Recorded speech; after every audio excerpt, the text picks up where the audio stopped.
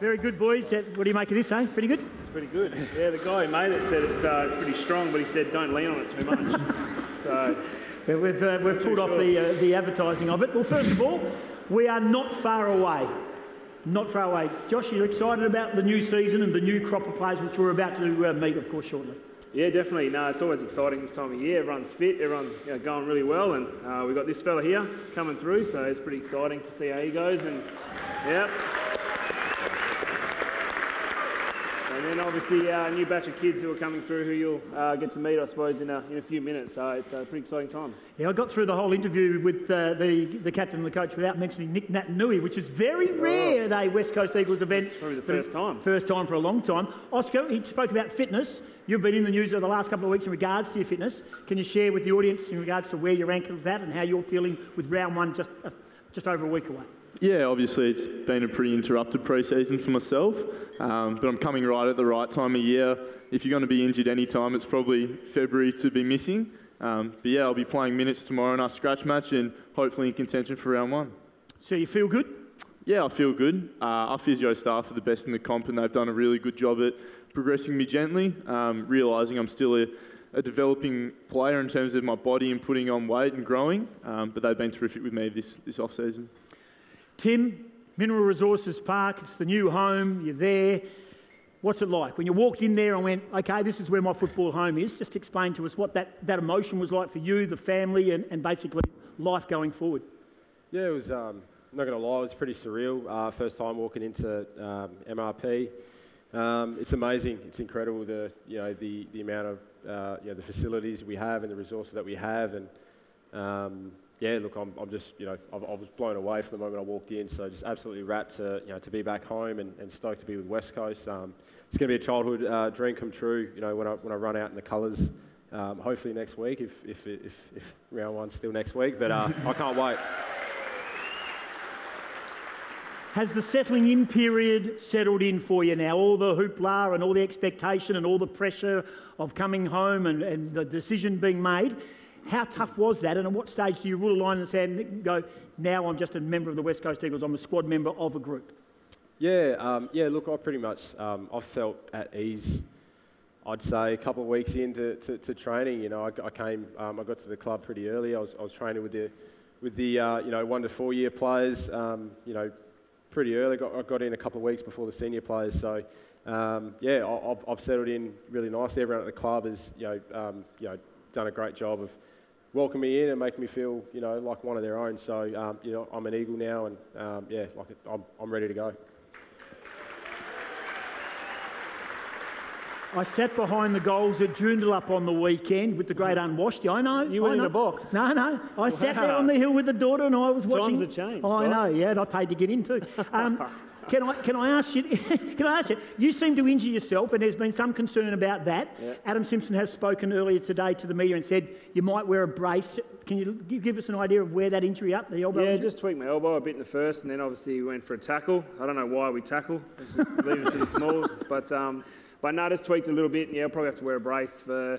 I'm not too sure how long, just until the elbow settles, but just tape it and play. So it's a bit similar to, I suppose, 2015, but not as bad as that. So it's pretty good. Really quickly, and I don't want to harp on it, but it is the hot topic of time. Just how are you dealing with it as a collective, as a group, with what's going on in the world right now? You've obviously been briefed by the club, and the club's been briefed, and we've all been briefed here today, and everyone's across it, and it's breaking news every 5 minutes. Can you just give us an idea of, as a player, about the hygiene and how things will change inside the football club? Are you talking about coronavirus, are you? Is that what you're talking about? No, look, it's a massive talking point. Obviously, coming in, with a lot of the overseas, I suppose, industry shutting down, sporting industry shutting down, the AFL, our government, our club, all clubs are, I suppose, coming up with a plan to help, I suppose, all of us as players be able to play each week, and hopefully fans can watch. So I don't know what's ahead of us, but yeah, we're taking a lot of precautionary, I suppose, actions just to, I suppose, help keep us, I suppose, not getting it and being quarantined. It's not so much about getting it and obviously the risk of dying and all that stuff, I think, because for our age, it's the risk seems to be okay, but it's just the quarantine time of it. And for us having 2-3 weeks out, we can't play, we can't train, yeah, it puts a bit of a, I suppose, dampen on the team. So for all of us, stuff at the club is pretty sound, but it's probably the outside stuff we've got to watch, you know, with family, friends, and all that stuff. So my kids are at school at the moment, so it's interesting them coming home. Don't go near my daughter anymore, so she gets a full bath of the Aquarium as she comes in. So.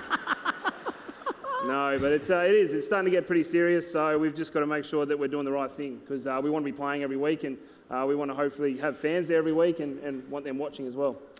Oscar, who's got hygiene problems at West Coast that they really need to lift their game? Oh, Andrew Gaff, by the looks of him, he's one that always has something he can improve upon. But no, in all seriousness, the club have been pretty open with us about precautionary measures to take place, and all the boys are taking it really seriously because in the end we just want to be out there on the weekend playing good footy.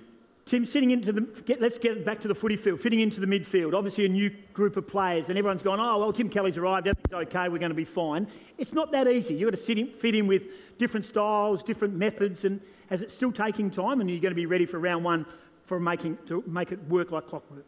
Yeah, look, I think no doubt we're definitely going to be ready for round one. You know, energy, all that sort of stuff goes up a level. But it has been good at, you know, the pre-season. Numbers are indicating that we're doing some things well, but yeah, like if you, you know, it's not as easy. I've just rocked up here and it's just going to happen. But yeah, it's definitely going to. It'll take a bit of time. We're going to be ready come round one, but yeah, I'm excited to see how we're all gelling. Say come close to September. So for us, it's going to be a work in progress. But yeah.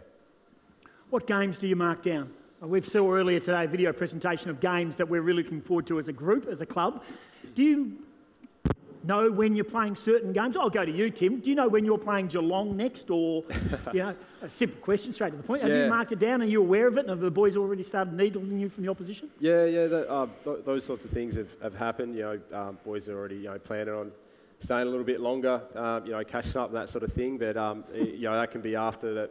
We've got the points first, and we've pumped them and all the rest. So yeah, look, it's exciting. I've definitely looked at the calendar and gone, all right, we're playing Cats here, and then lucky we get them over here. So we'll give them hopefully give them a touch up over here, and then go give them another touch up later in the year down at the Cattery. Hello, yeah. Hello to the media table over there, table 88. I hope you're getting the quotes. There's the headline, yeah. Can I just ask in regards to the young players of today, you're mentoring probably Oscar and probably others forwards and big fellas in the group. Who's exciting? Who do we look forward to in regards to 2020 and beyond? I try to mentor Oscar, but he doesn't listen. He doesn't. It's that new generation of kids. They that right? They don't listen. They do their own. Listener. Not they a good do listener. Their own thing. I think he doesn't want me taking his spot in a couple of years as a mainstream. That's it. No, look, it is exciting. It's exciting, I suppose, as an older player when you see younger guys come through and seeing how they develop real quickly, especially like Oscar and what he's done over the last few years. And you know that when you do leave, that the club's going to be held in really good stead. But a couple of young kids coming through, especially the guys who play it forward. Obviously, small Anthony Tracy. He's a little bit older and he's got a bit more experience. He's been pretty exciting to play alongside. But young Callum Jamieson, who's a ruckman. But he can jump and take some marks, so he could be floating up forward as well, which is pretty cool. So no, it's great seeing the kids come through and develop into, I suppose, not only football players but into men. Going to be hard to get a game, isn't it, Oscar? Yeah, well, it's we've got a lot of good developing forwards. Obviously, Jake Waterman had a really good year last year, and I thought towards the back end his form was really good. Obviously, we know about our small forwards, Cripper and Liam Ryan and the likes, always being pressure, and then we got some great tools for myself to learn upon, and also down back. I mean, we've got some of the great key pillars in our current game, I think. Last one for you, Tim. Who's the one bloke that surprised you at the football club, either as a player or as a bloke?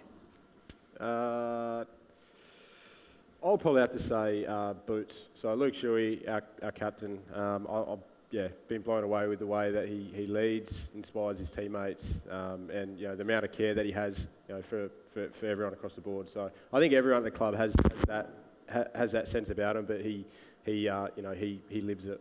So yeah. Yep, looking forward to that. Brilliant. I love it how TK gets a clap every time he speaks. Every time. Not bad. He's popular. Can I just ask TK in regards, I've written it down here, ride-on lawnmower, very big on social media, and the ride-on lawnmower on your estate seems to be getting a very big run, and also a horse or horses on your property. Can you explain to us about the horse and the ride-on lawnmower? Yeah, the horses. I've recently purchased a property within the last month, I think. So it was hectic first, 4 or 5, 6 days getting in and, still trying to look after the kids while setting the house up and all the rest of it. But, no, it's been good. I've been able to really enjoy it the last couple of weeks. There's a ride on there because there's plenty of grass there for the kids. And, got a couple of horses there. They're actually not mine, but they're the neighbours. So, they come over in the mornings. They spend the day there, so I don't have to get in the paddock and mow down the lawn. They chew it all up, which is good. And I take the kids down there, we feed them carrots. The partner's just gone and Caitlin's gone and bought 16 kilos of carrots. She's gone absolutely nuts. So the kids are loving it. Yeah. Very good. And you've got the chooks. How are they going? They still going or they're not? Good. I get 6 eggs a day. So, 6 eggs a day? Yeah. So Isa Browns? They're Isa Browns, yeah. No, they're good. So when I'm, I suppose, overstocked, I bring them in, give them to the boys. So Bunga just got his dozen the other day. So I think Jet's wanted his next up, but they're all good. They're beautiful eggs. That's very Freo, isn't it? That's very, very odd. Alrighty. And Oscar, just living in an apartment? No, not a man of the land? Nah, living at home, milking it off mum and dad for as long as I can. Put your hands together for Oscar Allen, Tim Kelly, Josh Kennedy.